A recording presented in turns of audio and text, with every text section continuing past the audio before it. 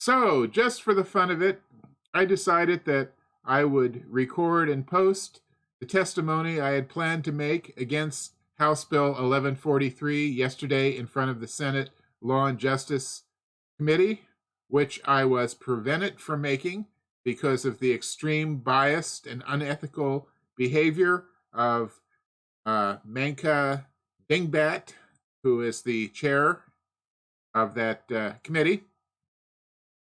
As maybe many of you don't know, the chairs of these committees have the authority under House and Senate rules to choose who testifies.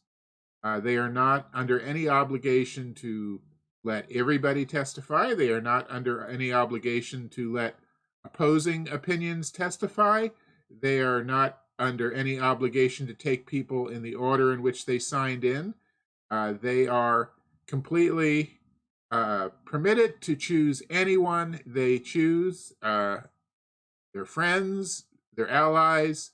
They can discriminate as much as they want. We need to change these rules. I don't know how yet, but I am looking into it. So here goes with the testimony against House Bill 1143. Do we need a permit to buy a newspaper? Do we need a permit to buy a book?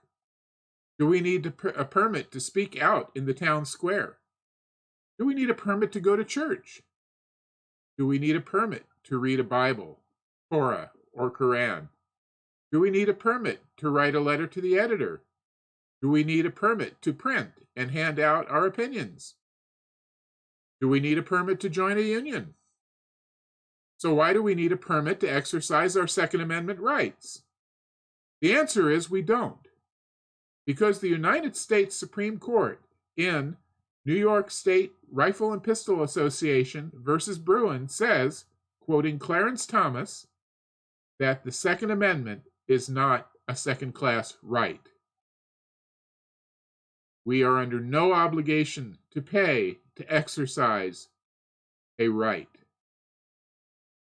Also, a $200 plus permit fee is disproportionately discriminating against lower income people, people of color, and other marginalized people who are, in fact, the most vulnerable to crime.